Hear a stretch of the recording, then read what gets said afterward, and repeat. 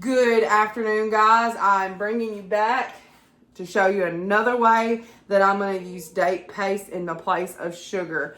It is about 1:45 in the afternoon, and I am whipping together some pita bread. We love to keep pita bread on stock. We make little fast pizzas with it, something we can throw a pizza together in about 5 minutes. So it's just something super convenient that we like to keep on hand. Today I'm using Farmhouse on Boone's pita bread, sourdough pita bread recipe. In my bowl, I already have a half cup of sourdough starter. It's active and bubbly. I fed it yesterday afternoon. I have 3/4 cup of water. She says 1 cup, but I find that it's just too sticky. So I'm decreasing the water to see if I can get it more the consistency that I feel comfortable with. For the sake of being honest, you guys, at this time, I was unaware of exactly how to feed my sourdough. It was still relatively new. And I was feeding it 1 cup per 1 cup, and I was measuring it with the same cup. Now I weigh it and I do equal measurements, and I had too hydrated of dough. So that's why I needed to adjust things. But now that I have my dough at the right hydration level, I wonder if I'd have to tweak this. We should remake it sometime and see. And then I have a half cup of whole wheat flour and 2 cups of regular flour in here. And I got to the sugar and I thought, this is another way I could use it. So it calls for 1 tablespoon of sugar. I'm probably going to do more like 2, just because I have found that it's best to double this so that you get a more accurate flavor from what you're used to. But no difference in taste, just you have to use a little bit more. Sticky. 2 tablespoons. These I'm not just like perfectly measuring, kind of heaping tablespoons. Y'all, just about every way that I use this date paste, my family could not tell a difference. I just didn't know. I did the first time, and then they kind of didn't want to eat it after they had already said it tasted so good. It was like the best bread I've made. And then my husband told me, he said, just don't tell me. I'd just rather not know. So I keep it to myself. So, but they have not told they could not tell a difference at all.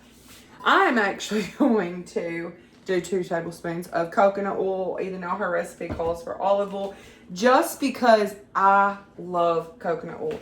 I cook my popcorn in coconut oil, and I'm telling you, it just gives it, like, even if you don't add butter to it, it's delicious.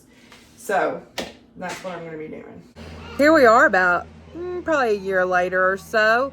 I wanted to let you guys know that anytime I use coconut oil in any kind of sourdough recipe that I make, I always melt the coconut oil in a cast iron skillet on the stove. Once it's melted down, I make sure it's cool enough to add it to the sourdough mixture, because if it's too hot, it will completely kill the yeast culture, which is what is giving your bread its rise. So just make sure that it's cooled off enough before you put it in there. But I put it in at a liquid state because I just feel like it incorporates better. Last ingredient is 1 teaspoon of Redmond's real salt, or any kind of salt that you have on hand.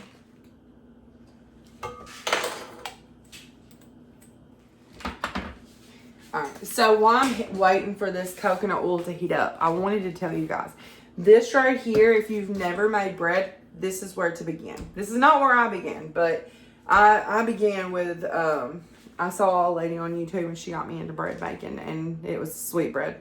But it's a little bit more complicated and a little bit more advanced. This is like a no-brainer. It's quick, it's easy. I love it. It's the easiest way that I can put fresh bread in front of my family that I make with my sourdough, and it is absolutely delicious. So consider trying out Farmhouse on Boone's. I've been making her recipes long enough that I kind of tweak them to what I have or for what I want to do. I'm just adding that coconut oil in once it's cooled down. Sorry about the angle, guys. We've got the coconut oil in here. I'm just going to grab my dough hook.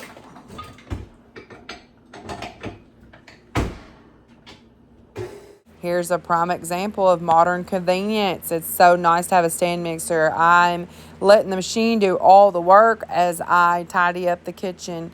This dough, y'all, turns into such a beautiful dough. You can see right here as I get ready to take it off. See how soft that is and kind of has a bounce back. That's what you want to see, y'all.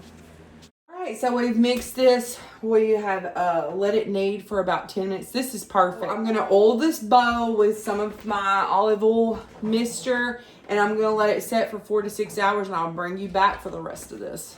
Y'all, please don't be too upset with me. I never came back. I can't find any more footage, and I actually did that with next week's video too. So what we're going to do, so they don't have to scrap all the footage that we've already took the time of doing, is I will remake it off camera this week, and I will bring you in for the cooking and taste test. I am sorry, y'all, but this is why I stopped making videos at the time. I felt so overwhelmed with life and with having a new baby. You know, she was probably about, I'd say she's probably about 4 or 5 months at this time. I was super overwhelmed with it all, and that's why I quit putting out videos. So just please forgive me and be patient.